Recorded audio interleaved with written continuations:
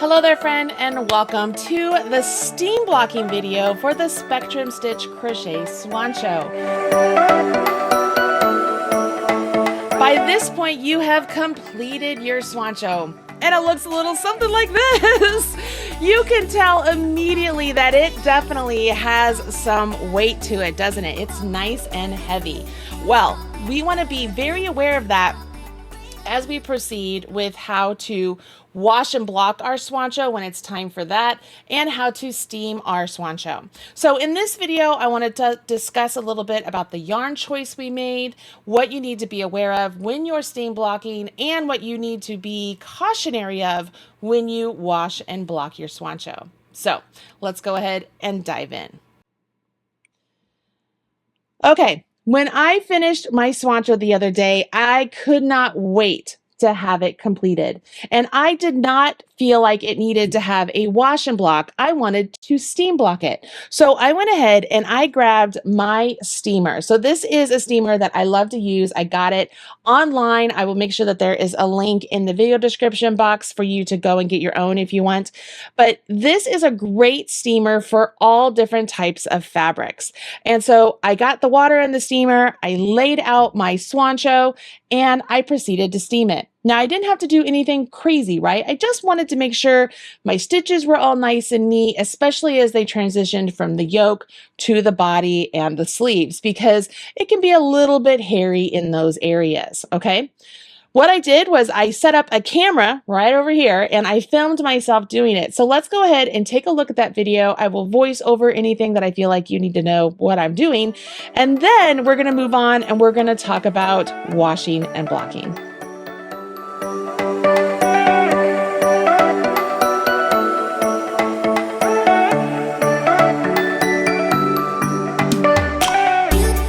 Okay, so when I reached this point in my Swoncho, I knew that I wanted to steam block mine to make sure that my bottom portion was looking good and my underarm and gusset of my sleeves were looking good and not puckering, because I was still in the design process when I was doing this. But the whole concept of steam blocking your piece is exactly like this. So you can do it at this point in your project when you're like where I am, or you can wait till everything is said and done. But essentially what I've done here is I've laid out my project on my table and I'm using a steamer.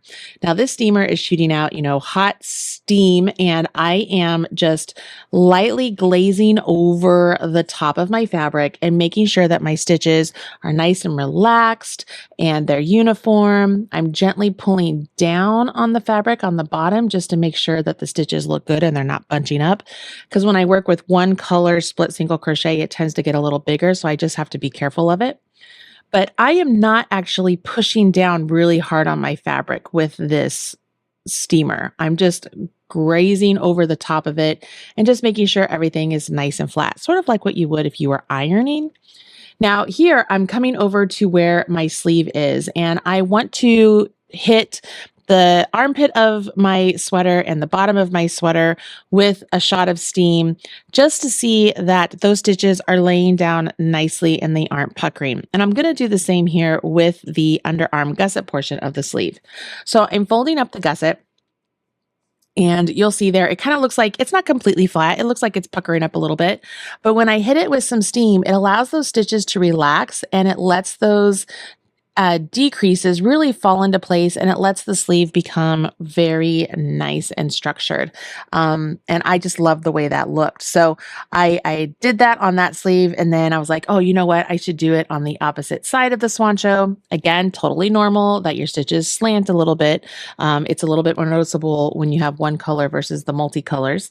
But again, I am just making sure all of these stitches are nice and uniform and using the steam to help me accomplish that. And I will do this all along this side of my bottom portion. And then I will eventually fold this back down and work the other sleeve portion as well.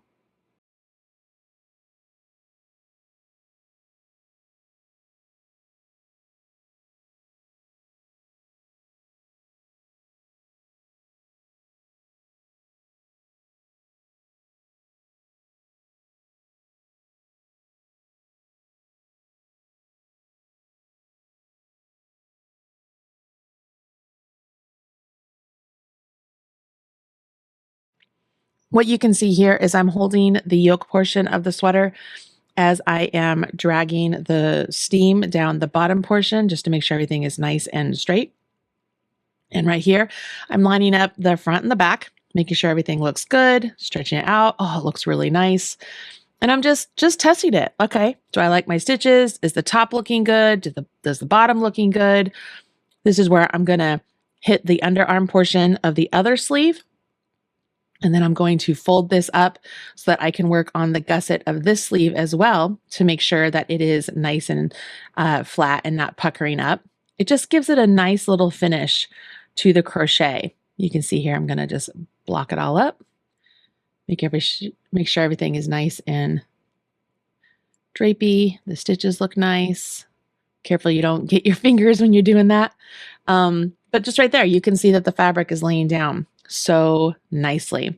So now I lay it out flat, and it's at this point that I'm thinking, okay, bottom looks great. Now let's make sure that the top is just as beautiful. So I am tapping and giving bursts of steam all along the top yoke portion of this Swoncho. And remember, I am using a superwash merino wool. So it is receptive to steam. It's very nice.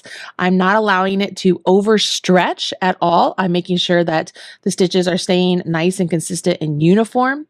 If you are using an acrylic yarn, you can use steam in this way too, but I do want to make sure that you have tested your steamer on a swatch of the acrylic yarn that you used for your Swoncho to make sure that you don't accidentally kill the Swoncho or kill the yarn with the steam and your acrylic. But hitting like big blast of steam to acrylic will really help it become nice and drapey. And it just is a really great way to finish the project. So you can see here, I didn't do a whole lot of stuff at the top. Like the top looks great. And I had been steaming it all along throughout the whole process, just like I mentioned to you guys, making sure that your stitches look nice. And it's just a great way to make sure that all of your stitches end up being the same size as you go from round to round to round to round with those split single crochets.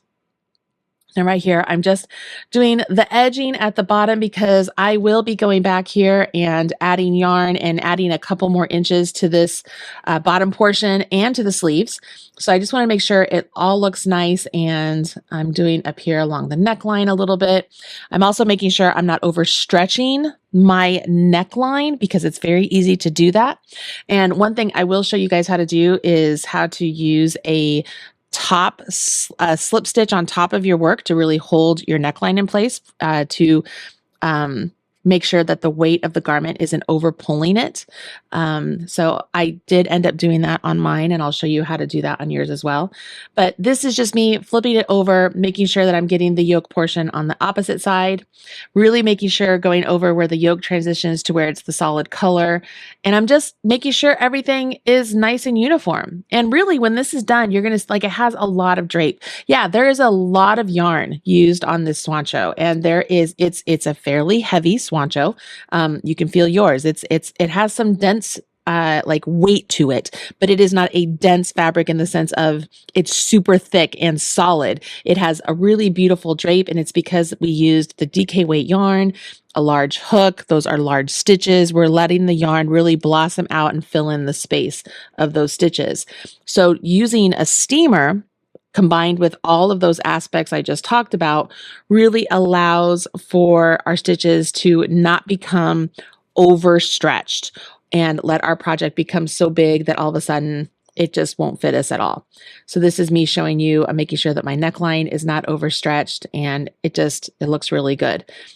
I think right here is where I'm trying to decide, do I want to add a top stitch? And I think I end up doing it like sometime after this because I'm like, yeah, I think I need to hold the weight of the garment up there a little bit better. But anyways, that is how I did my steam blocking.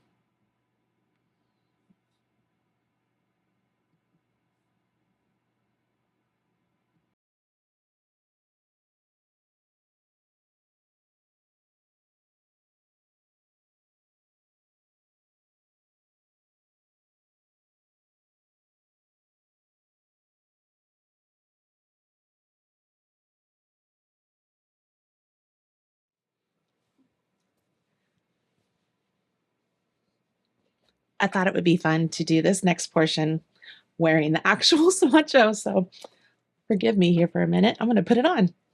All right. There's my Swoncho, everybody. Isn't it great? Okay. Isn't this pretty? All right, so let's carry on. This next portion of the video, I want to discuss a little bit more about the Swish DK Superwash Merino yarn that we used. And then I also want to talk about things that you need to be aware of and cautious of when you do essentially or eventually wash and block your Swoncho. Now, first things first. The Swish DK yarn is a beautiful yarn. It's a soft yarn. It's also a superwash merino. Now, what does that mean? That means it is a wool that has been treated to remove essentially like the hairy, bristly parts of the fiber that make it stick to other fibers or other pieces of wool and felt together. So it makes the yarn itself smoother, and it makes it so that you are supposedly allowed to wash it in a washing machine, and the fibers should not felt together because the aspects of the yarn that make it felt together are no longer there. Having said that, I 100% want to tell you that I do not want you ever to put this in a washing machine. Now, that is not because I do not trust We Crochet or Knit Picks or the Swish yarn in general, but you have spent a month or more making this Swoncho by hand. Why in the world would you ever want to put it in a washing machine on the gentle cycle and possibly ruin everything that you have done? And that holds true even if you made this out of acrylic or you made it out of a cotton, which I can't believe if you made it out of cotton. I don't think you did, but if you did, I do not want you to put this in a washing machine. This is going to be one of those pieces that you will always hand wash. Now, that does not mean this has to be difficult. Hand washing is actually quite easy. It's as easy as putting this in a sink full of lukewarm water, a little bit of wool wash, and letting it soak, which washes it. And then you're going to get all of the water out of it that you can, and then dry it as best you can, and then lay it out flat, making sure that your stitches aren't overstretched, okay? Now, here's what I need you to be very aware of. And this is exactly what I said in the washing and blocking video that I did here for the Prism Path Make Along. When you get your fiber wet, no matter what the fiber is, right? Right now, your fiber it's plush, it's bouncy. You can see it kind of has some bloom to it. It has a little bit of girthiness to it. When it's wet, it wants to shrink in on itself, right? It becomes very delicate. It wants to overstretch, and it looks like a fabric that could look like it's really quite dense. All of a sudden, looks like the stitches are really wide, really big, and it could get really out of shape really fast. So whenever you are putting your projects in water, that is when they are at their most risk of overstretching and closest to absolute ruin. So you need to be very careful. What does that mean? That means when you wash and block this, and don't let the term block scare you, you're just going to lay it out flat and let it dry.